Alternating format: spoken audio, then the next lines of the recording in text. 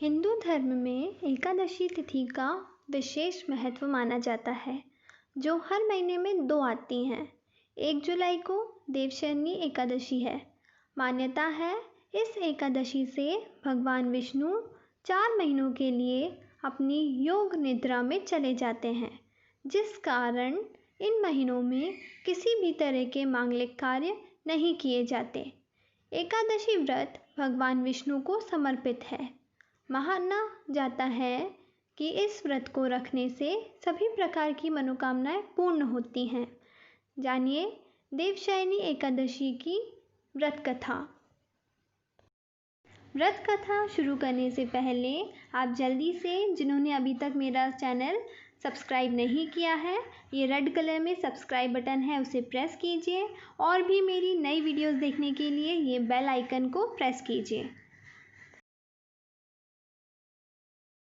देवशयनी एकादशी व्रत कथा।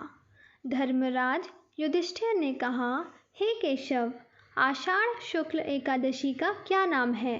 इस व्रत के करने की विधि क्या है और किस देवता का पूजन किया जाता है? श्री कृष्ण कहने लगे, हे युधिष्ठिर, जिस कथा को ब्रह्मा जी ने नारद जी से कहा था, वही मैं तुमसे कहता हूँ। एक समय नारद जी ने ब्रह्मा जी से यही प्रश्न किया था। तब ब्रह्मा जी ने उत्तर दिया कि हे नारद, तुमने कलियुगी जीवों के उद्धार के लिए बहुत उत्तम प्रश्न किया है, क्योंकि देवशयनी एकादशी का व्रत सब व्रतों में उत्तम है।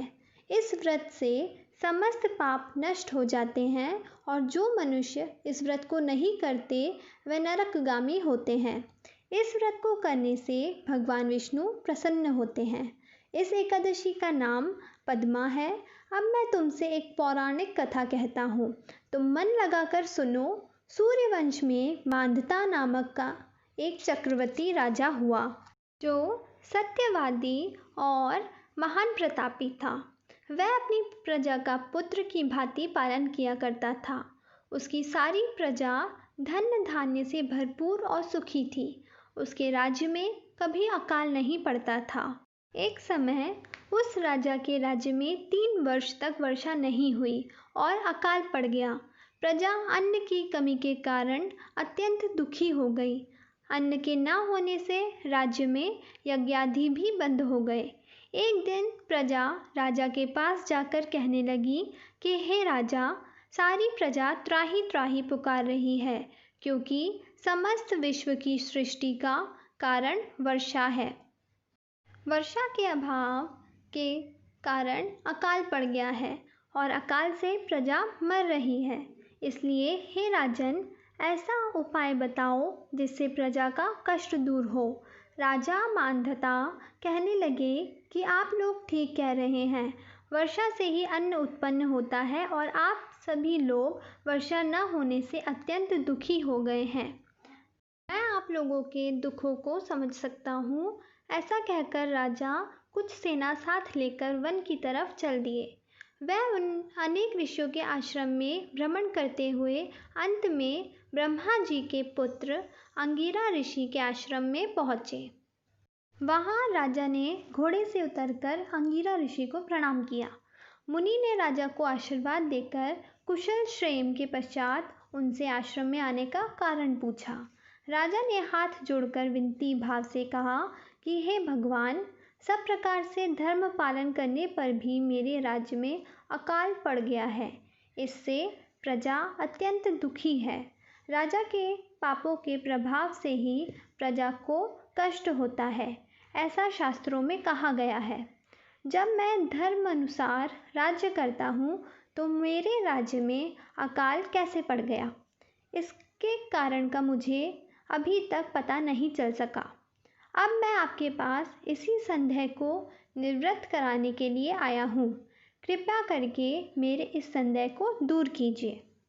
साथ ही प्रजा के कष्ट को दूर करने का कोई उपाय बताइए। इतनी बात सुनकर ऋषि कहने लगे कि हे राजन, यह सतयुग सब युगों में उत्तम है। इसमें धर्म को चारों चरण सम्मिलित हैं। अर्थात इस युग में धर्म की सबसे अधिक उन्नति है। लोग ब्राह्मण की उपासना करते हैं और केवल ब्राह्मणों को ही वेद पढ़ाने का अधिकार है और पढ़ने का। ब्राह्मण की ही तपस्या करने का अधिकार रख सकते हैं, परंतु आपके राज्य में एक शूद्र तपस्या कर रहा है। इसी दोष के कारण आपके राज्य में वर्षा नहीं हो रही है। इसलिए यदि आप प्रजा का भला चाहते हो तो उस शूद्र का वध कर दो।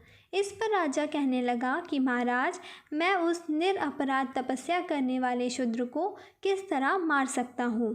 आप इस दोष से छूटने का कोई दूसरा उपाय बताइए। तब ऋषि कहने लगे कि हे राजन, यदि तुम अन्य उपाय जानना चाहते हो तो सुनो। आषाढ़ मास के शुक्ल पक्ष की पद्मा नाम की एकादशी का विधि पूर्वक व्रत करो।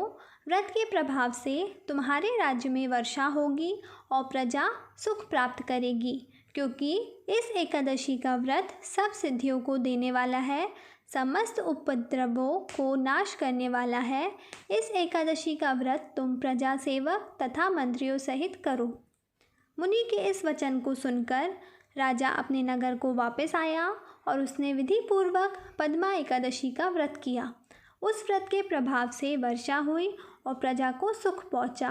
अतः इस मास की एकादशी का व्रत सब मनुष्यों को करना चाहिए। यह व्रत इस लोक में भोग और परलोक में मुक्ति को देने वाला है।